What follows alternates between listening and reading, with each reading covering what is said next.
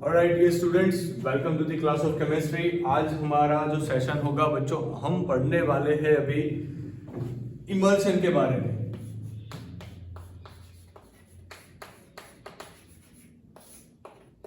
Okay, so let me introduce the term emulsion. Emulsion बच्चों एक type का colloid है जहां पे आपका जो डिस्पर्जन मीडियम होगा, एंड प्लस आपका जो डिस्पर्जन फेज बनेगा बच्चों, ये दोनों बच्चों आएगा आपका लिक्विड में। ये दोनों किस फेज में आएगा? लिक्विड में। तो ये चीज आप ध्यान रखिए। सबसे पहली चीज, ओके, इमल्शन किसे बोला जाता है? तो इमल्शन उसे बोला जाएगा जहां पे डिस्पर्जन मीडियम भी लिक्विड हो, डिस्पर्जन फेज भी बच्चों लिक्विड हो। अगर दोनों लिक्विड हुए तभी आप बोलोगे कि ये इमल्शन बना है। And emulsion is a type of colloid. Emulsion क्या है बच्चों? वो कोलोइड का एक स्पेसिफिक टाइप है। तो सबसे पहली तो ये चीज थी जो बहुत बहुत ज्यादा इंपॉर्टेंट है आप सबके लिए, तो ये ध्यान रखिए। चलो स्टार्ट करते हैं। इमल्शन का बेसिक कितना टाइप हमें पढ़ना है? ओके, दो टाइप हम पढ़ेंगे बच्चों इमल्शन में। पहला पढ़ेंगे ऑयल इन वाटर। आज का सेशन बना के मैं ये चैप्टर यहाँ पे कंप्लीट कर दूंगा आज। उसके बाद हम लोग नया चैप्टर स्टार्ट करने जा रहे हैं। क्लियर? वो चैप्टर हमारा होगा मेटलर्जी पे। Again a very important chapter, बहुत अच्छे से पढ़ाई करना है। उसमें भी इसमें भी इसका एक्सरसाइज आप देखोगे तो बच्चों बहुत छोटा सा एक्सरसाइज दिया हुआ है। तो एक बार अपनी नोटबुक में एक्सरसाइज लिखना एंड उसके क्वेश्चंस को बहुत अच्छे से प्रिपेयर कर देना। And let's start this topic, oil in a water. And दूसरा जो आएगा बच्चों, इसे कई बार लिखा जाता है ऑयल वाटर करके। ओके, दूसरा आएगा वो है बच्चों वाटर इन अ ऑयल।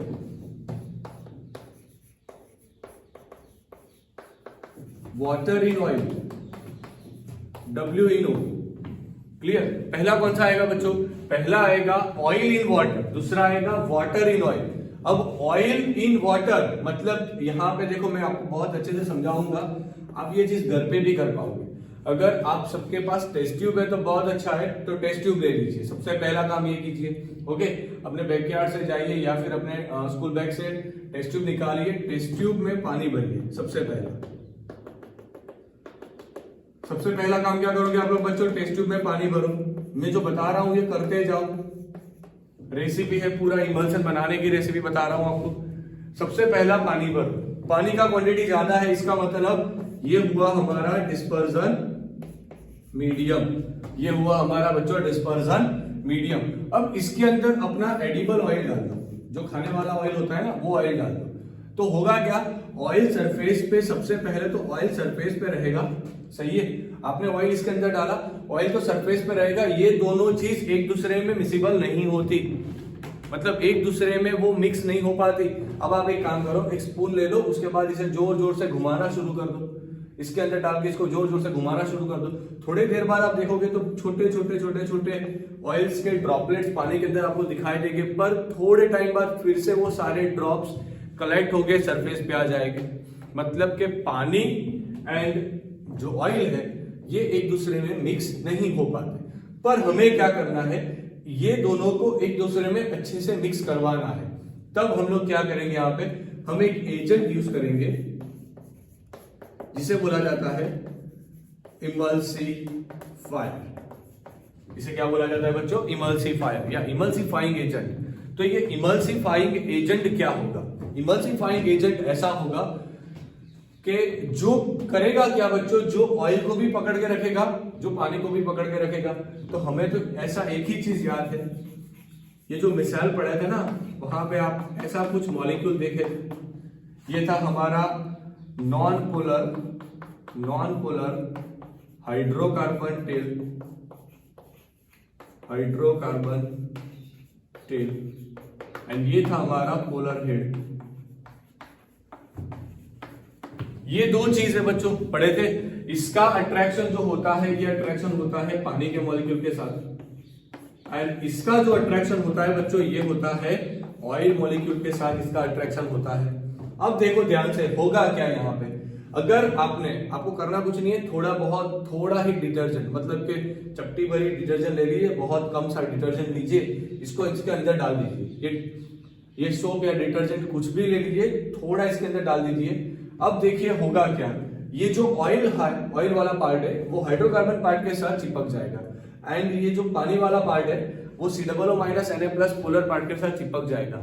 मतलब अगर आप देखोगे तो जैसे ही आपने सोप या डिटर्जेंट डाला, उसके बाद स्टीयर अप किया, तो वो पूरा एक अच्छे से कोलोइड रेडी हो गया, एंड उसी कोलोइड को इमल्सन बोला जाता है। यहाँ पे आपने वो ऑयल डाला in water, so oil in water, so ये बना OW टाइप का कोलोइड या फिर OW टाइप का इमल्सन।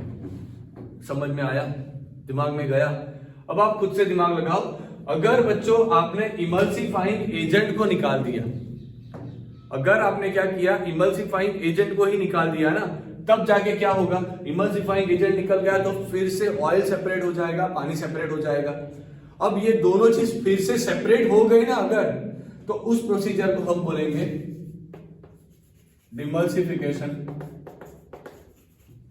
उसी प्रोसीजर को बोला जाता है डिमल्सिफिकेशन, मतलब कि इमल्सन को तोड़ने की प्रोसीजर, उस प्रोसीजर को हम बोलते हैं डिमल्सिफिकेशन। ओके, तो सबसे पहला हमने पढ़ा अभी OW वाला।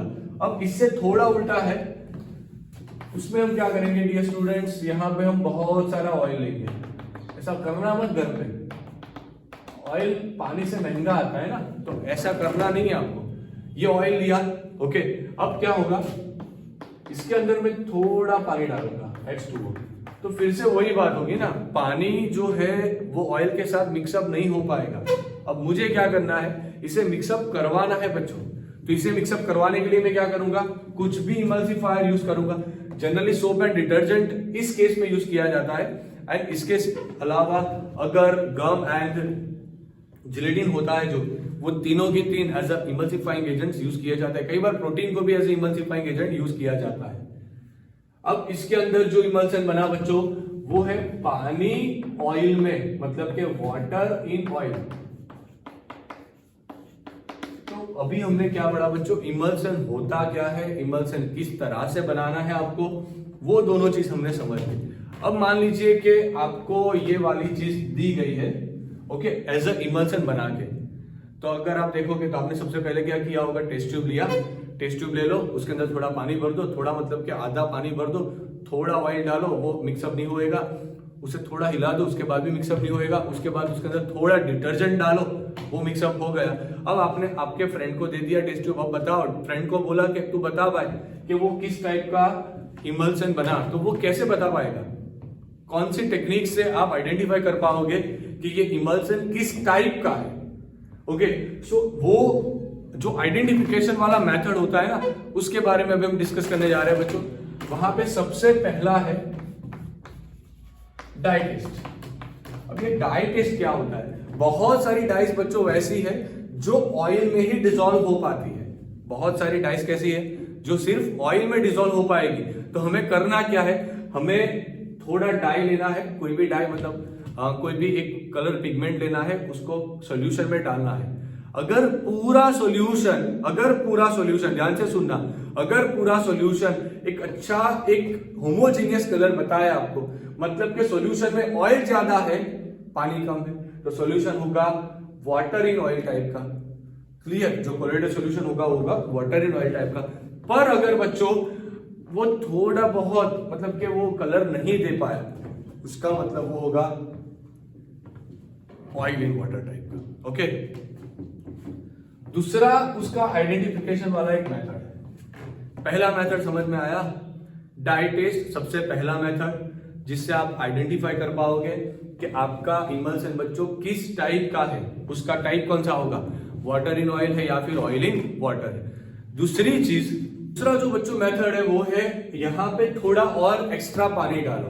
अगर डाइल्यूशन हुआ तो वो होगा ऑयल इन वाटर, अगर डाइल्यूशन नहीं हुआ, पानी ने अलग लेयर बनाया, तो होगा वाटर इन ऑयल। ओके, अब अगर आप एनसीईआरटी निकाल के देखोगे तो वहां पे बहुत अच्छे से दिया है कि ये सारी इमल्सन बेसिकली होता कोलोइड है, इस वजह से ये सारे रूल जो फॉलो करेगा ना वो कोलोइड्स के रूल फॉलो करेगा। मतलब कि ब्राउनियन मोशन यहाँ पे आपको दिखाई देगा, टिंडल इफेक्ट दिखाई देगा, सारी चीजें जो कोलोइड बताता है ये सारी चीजें ये भी आपको बताएगा।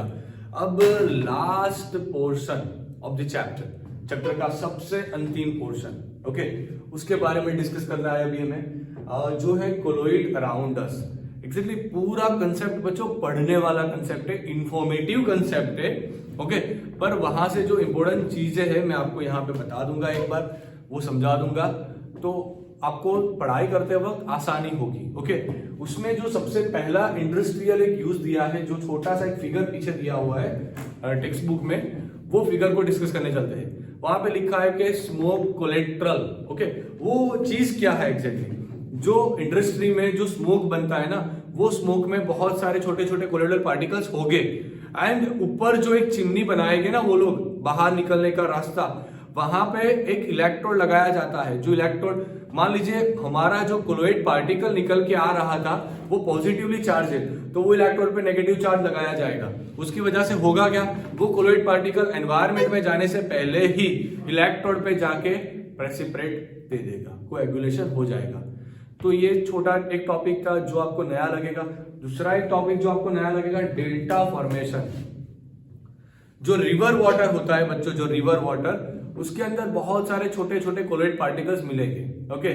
आप देखना जनरली रिवर पार्टिकल्स में, मतलब जो रिवर वाटर होता है वो जनरली कोलोइडल सॉल्यूशन ही होता है अपने आप, ओके। पर जैसे ही रिवर मिलती है ओशियन से या फिर कोई सी से, तो वो होगा क्या, सी में तो जनरली बहुत सारे इलेक्ट्रोलाइट्स हैं, एंड आप पढ़े थे बच्चों कि जब अमाउंट ऑफ इलेक्ट्रोलाइट बढ़ जाएगा तब जाके पीपीटीज आना शुरू हो जाएगा। तो जो पोर्शन, ये वाला पोर्शन मान लीजिए सी पोर्शन है, ये वाला पोर्शन मान लीजिए रिवर पोर्शन है। तो रिवर वाटर में कोलोइड पार्टिकल्स थे, यहाँ पे बहुत सारा इलेक्ट्रोलाइट था। अब होगा क्या, ये कोलोइड पार्टिकल जब इलेक्ट्रोलाइट से मिलेंगे तब जाके क्या बनना शुरू हो जाएगा, पीपीटीज बनना शुरू हो जाएगा, एंड वो पीपीटीज कुछ इस तरह से ग्रीक लेटर डेल्टा की तरह कलेक्ट हो जाता है। इसलिए अगर आप देखोगे तो जहां पे ओशियन के साथ या सी के साथ कोई भी रिवर मिलती है, वहां पे पोर्शन कुछ इस तरह से बनता है। मतलब ये जो पोर्शन होता है बच्चों, इस पोर्शन को बोला जाता है डेल्टा पोर्शन, क्योंकि उसका जो सिंबल बनता है वो ग्रीक लेटर डेल्टा की तरह होता है। ओके, समझ में आया कि नहीं समझ में आया? तो ये जनरल डिस्कशन थी, बाकी की सब बातें वहां पे इंफॉर्मेटिव है, तो एक बार पढ़ लेना। ये दोनों चीज आपको नहीं लगेगी, ओके। वो पहला था इंडस्ट्रियल एग्जाम्पल, ये दूसरा वाला। बाकी का दोनों टॉपिक अच्छे से बच्चों पढ़ाई कर लो एक बार, एंड एक्सरसाइज को कंप्लीटली नोटबुक में लिखो। एंड अगर पूरा चैप्टर अच्छे से रेडी कर दिया ना, तो सरफेस केमिस्ट्री एक बार मेहनत करने से कई बार, मतलब आपको दूसरी बार उसे देखना नहीं पड़ेगा बच्चों। बाकी के चैप्टर के जैसा नहीं है कि ये आपको रेगुलर प्रैक्टिस करना पड़ेगा। एक बार पूरा कंसेप्ट समझ लिया तो फिर उसमें कुछ करना नहीं है। Okay, so thank you dear student for supporting us, and don't forget, या एग्जैक्टली मुझे आप लोगों को भी थैंक यू बोलना चाहिए। क्यों थैंक यू बोलना चाहिए? इतने इको साउंड में, इतने बैकग्राउंड नॉइज में, ऐसी वीडियो क्वालिटीज में, एंड इस सिचुएशन में भी पढ़ना ना, वो भी कोई छोटी सी बात नहीं है बच्चों। सो आई अप्रिशिएट, मैं आप सबका मतलब कि बहुत अच्छे से काम कर रहे हो। आपका रिजल्ट आने वाला है, कोई क्वेश्चन नहीं है, सब बच्चों का रिजल्ट आएगा। Okay, and don't forget to write this lecture, अच्छे से लिख लो। कुछ भी आपको डिलीट नहीं करना है, जो भी सिलेबस डिलीट हुआ है उसे छोड़ दो साइड में। ओके, आप पूरी चीज एक बार अच्छे से पढ़ाई कर लो। Okay, thank you dear student for watching this video, and here I officially commit that the chapter 5 surface chemistry is over here. From the next session we are going to start metallurgy. Take a screenshot fast, yes ma'am.